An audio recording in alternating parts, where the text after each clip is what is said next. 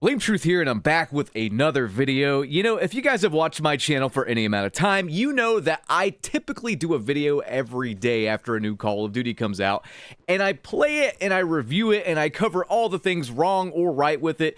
Granted, it's been harder to cover the things right with it over the last several years, but regardless, I try, I try to give you guys like a fair review and stuff, but I simply cannot do it this year. I understand I'm leaving money on the table, but I'm not going to force myself to play Black Ops 7 because I genuinely have no interest. In fact, after Black Ops 7 came out, I just played Battlefield 6 more. I have 180 hours on it right now. Speaking of playing Battlefield 6 more, they're doing a free-to-play weekend, I think it is, or a free-to-play week starting tomorrow. So I'll just put some builds that I think are good for beginners. If you don't have the game and you're thinking about picking it up and you want to try out some builds or whatever and some weapons, the B36A4 and the PW5A3, highly recommend them. Very versatile, good weapons. These are what I run on them. And you can just match the attachments via the symbols if you want. I wish they would put the text there so you could easily see it, but you can still match it up pretty easy, I think.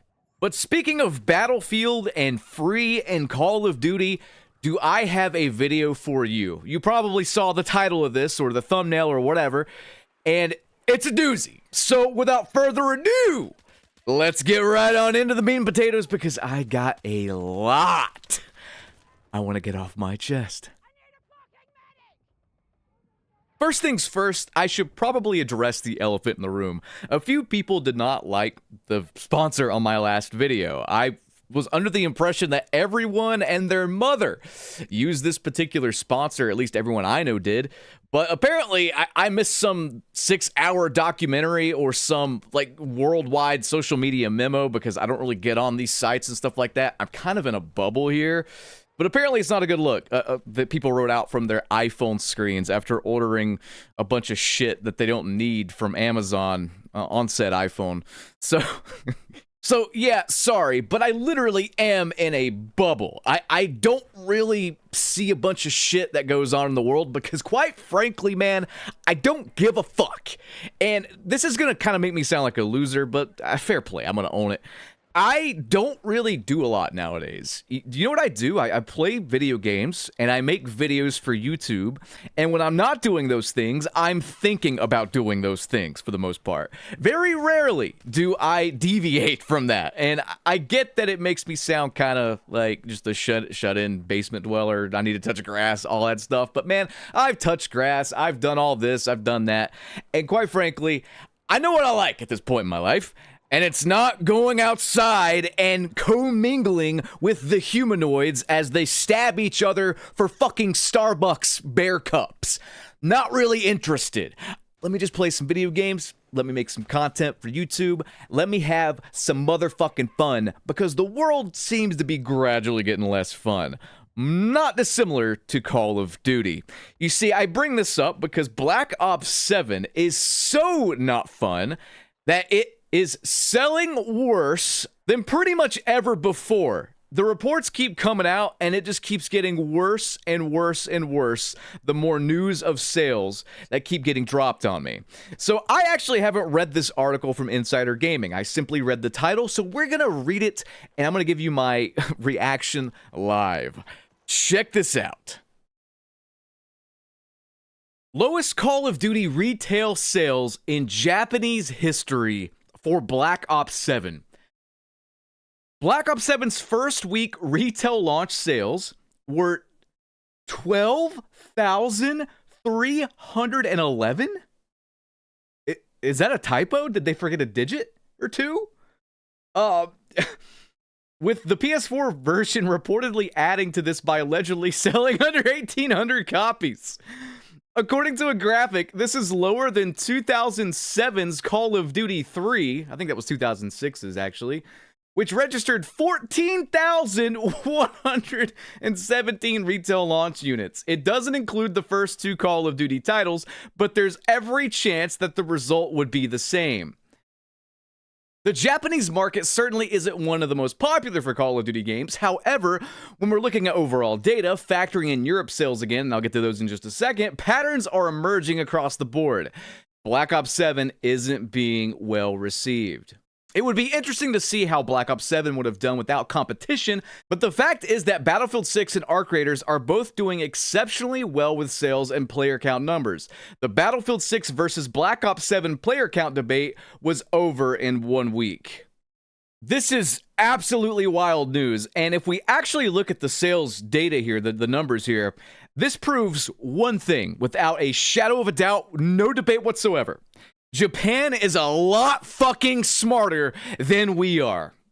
It looks like they've all but stopped buying that fucking mess over there after they got bait and switched with COD Modern Warfare. You know, like everyone after that just kept bleeding sales until we are here. Why even release it there at this point? That those are like indie game numbers. That's an insult to indie games, actually. These are like troll purchases from someone who got your credit card details or something. Like, as a joke, they went and bought Black Ops 7, and then you had to go through the embarrassment of calling your bank and saying you were hacked. You didn't actually buy this fucking tripe. But as bad as these numbers are, it gets worse. Look at this. This came out a few days ago, shortly after Battlefield 6 announced that it was the best-selling shooter for 2025. They're also the best-selling game in the last 3 years on top of that. That includes Call of Duty games. So, pretty wild. Apparently, Call of Duty sales are so low that they've already announced their victory. It's almost like a presidential election or something. Regardless, Charlie Intel says, Black Ops 7 launch weekend sales were 50% lower compared to Black Ops 6 in Europe across physical and digital. We have that data now. Black Ops 7 sales also were 63% lower than Battlefield 6 in Europe. Now, America might be a different story, slightly, but I imagine that the same holds true for the most part in America because, again, like I said, Battlefield 6 already announced that they were the best-selling shooter of the year. What's interesting is that instead of Battlefield 6 versus Black Ops 7 this year, it's almost like Arc Raiders versus Battlefield 6. Like, Battlefield 6 admittedly has lost a lot of players since Arc Raiders came out, and I think, at least on Steam, they pretty much all went there. A lot of the casuals who maybe, went from COD to Battlefield were like, oh, I can play other games other than this yearly fucking slop. So they decided to get Arc Raiders, and the rest is history. What's very interesting about Battlefield 6 and their release of RedSec is it doesn't seem to be setting the world on fire by any means. In fact, maybe this is just me like spitballing, outside looking in perspective as someone who's never really liked BRs.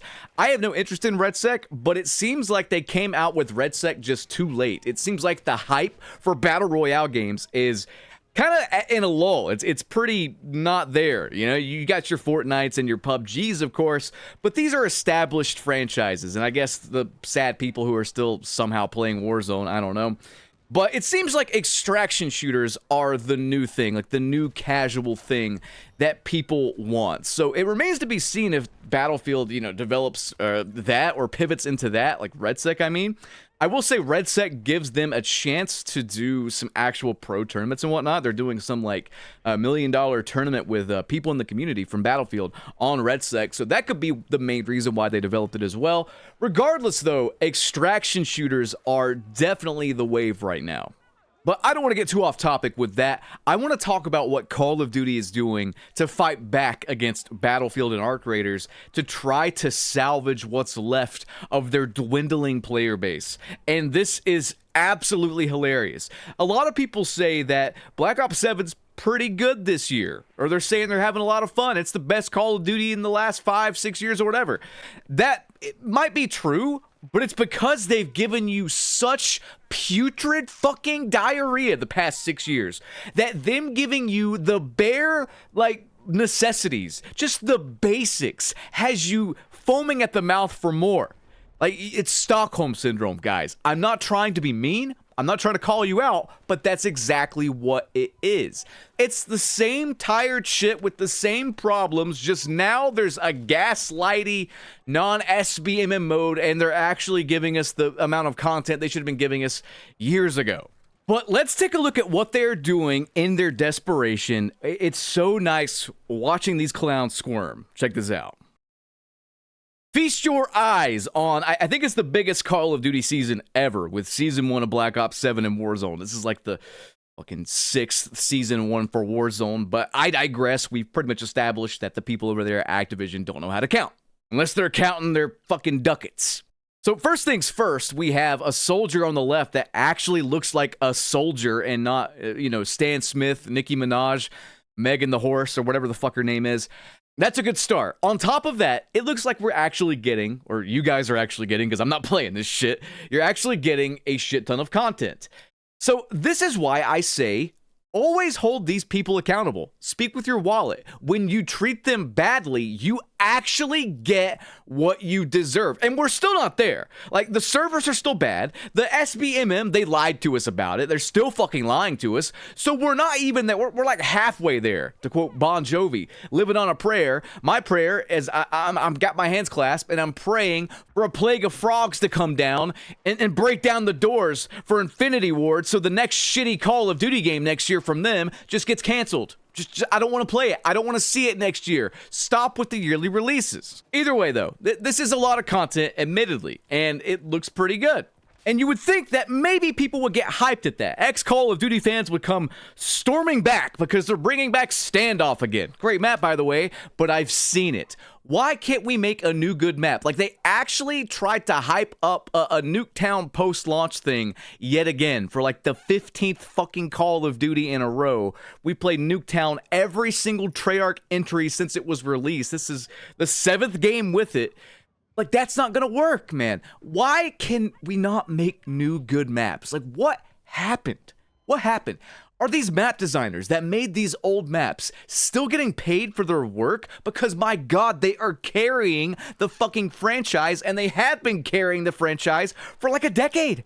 But to the surprise of no one, giving us what we deserved 6 years ago, 6 years late, isn't really setting the world on fire, and nobody's buying the game still. In fact, they've lost more players on Steam as I'm making this video, and they're going to continue bleeding players all year long. I predict the game is just not fucking interesting. So what are they doing to alleviate that? This is where the video gets really spicy. I know that them doing what I'm about to show you is absolutely burning them up inside, and it's so fun just to see them this desperate. Let me show you this, then we'll get to what Call of Duty's doing in response. Check this out. So this guy, Cody, says, I can only play Red Set, can't afford the full game at the moment, but I love this game. Battlefield responded and said, we've got you covered. Check your DMs. They're giving Battlefield 6 to a fan in their comments because he said he couldn't afford it. That is fucking cool to see from such a big company like EA and such a big franchise. Now the top selling shooter this year, like Battlefield. And this little screenshot pretty much went viral. Got like 15,000 likes that I saw on Tactical Brits post about it. And I'm sure other people posted about it. It's probably on Reddit as well. Very fucking cool to see. Battlefield PR team, you guys are awesome. Meanwhile, people are joking about Black Ops 7, including me. You can't even give the game away. Like, no one wants it. Like this particular meme right here. Regardless, though, I feel like Call of Duty saw this and they were like, we need to do that as well. We got to just copy Battlefield because Battlefield's the #1 thing now. We've been copying Fortnite for 6 years. Let's copy Battlefield. It's fucking morons, man. Here's what they're doing, and I love to see it, honestly. To try to push sales, to try to up their shitty sales numbers, they offered a double XP bonus. 5 hours of double level XP and 5 hours of double weapon XP, provided you play before the start of Season 1. I thought that was pretty bad. Like, I don't think I've ever seen them do that. Correct me if I'm wrong. I don't want to spread false information here, but I don't think they've ever fucking done that that I can remember. I thought that was bad enough, but it gets worse. Charlie Intel tweeted this. Verify your Call of Duty account email on the Call of Duty website /Activision ID and get in Black Ops 7 and Warzone 1 hour of double XP level tokens, 1 hour of 2 XP weapon tokens, 1 hour 2 XP battle pass tokens, universal weapon camo Veiled Aurora. They are giving shit away for free. Activision Blizzard are giving stuff away in-game for free. And that's not to mention they already had a double XP weekend. I think they did it the first weekend after the launch of Black Ops 7. Like, they are giving so much stuff away for free in an attempt to get you to buy the game, play the game, stay on the game, etc. And you might be saying, well, BT, this isn't that bad. Like, this is just stuff. It's just double weapon XP. It's like one camo. It's not that bad. You're making a mountain out of a molehill. But no. Look at this and tell me with a straight fucking face you have ever seen them do this and that they're not desperate as fuck. Look at this. I can't believe I'm about to read this to you guys. I really can't. But everyone who owns Black Ops 7 will get the Replacer Operator for free at the start of Season 1 on December 1st. They are trying to lure you in by giving you a quote-unquote $25 value. And it's not going over super well, if I'm being completely honest. This guy says, the same one I spent $25 on last year? Guys, in the big 2025 here, we got Activision to give away something for free that they once charged nearly $30 fucking for. Hell has frozen over. And the most hilarious thing about all of this is that it's not going to matter. The only people defending Black Ops 7 and Call of Duty are people that are just delusional. And this is why I loathe anything that doesn't give me the hard fucking data. I hate these ranking lists. I want to see the hard numbers. Have you guys noticed throughout the years that it's very, very hard to actually get accurate, reliable, hard number data about player counts, about game sales, about all of this stuff? It's impossible. It's impossible, especially when it comes to Call of Duty. I recall when Modern Warfare 3 came out, and I'm like, where is the rest of the sales data? It showed like a 40% drop, roughly, with EU sales with Modern Warfare 3 from Modern Warfare 2. And I'm like, okay, where's the US numbers? We never got hard fucking numbers that I could find, at least. And we might get that again. We might have to go off just EU and Japan sales numbers. But this Circana stuff, man, I'm going to show you guys this. And on the surface, it looks good. It looks like Call of Duty is just fine. Yeah, the Steam numbers are terrible. Yeah, the Japan sales numbers are terrible. Yeah, they're reporting a 63% drop in sales, against Battlefield 6 and a 50% drop in sales just from last year's title alone. But if you look at just this ranking, it looks like Call of Duty's okay, but there's something really fucking wrong with this ranking, and I'm going to tell you what it is. We're going to actually dive in to the real data so you can see exactly what's going on. That's all I want you guys to do, is just to see what's really going on. No bullshit. Check this out. So on the Super Dead COD Black Ops 7, which is split off between another Black Ops 7 subreddit because they're too stupid to even corral everyone into one subreddit to increase those numbers. Regardless, on the COD Black Ops 7 subreddit, someone says, thanks to Black Ops 7, Call of Duty is the most played game on Xbox. Call of Duty HQ includes Black Ops 6, Warzone, and Black Ops 7, but there's something else I'm going to share with you. Last week, COD HQ was behind Fortnite at number 2. So you're telling me the free fucking thing on Xbox that just comes out manages to actually beat Fortnite? Game Pass is literally for Call of Duty now. No shit. I'm more concerned at the fact that a new game came out, was added to Call of Duty HQ on PlayStation, and still can't beat Fortnite. When people actually have to pay for the motherfucker, nothing moves, nothing changes. But what's really interesting about all of this, in Call of Duty, it's beating Battlefield, it's beating Roblox and all these other games and stuff like that on these, ranking systems, it's not telling you the full story though.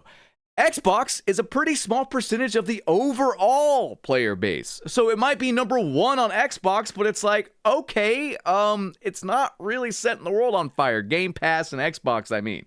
PlayStation's a different story, and while it is number 2, and that looks really good, even behind Fortnite, even though a new game came out and didn't move the needle, it's still, a sizable portion of the player base on PlayStation. I think it might be the most, actually.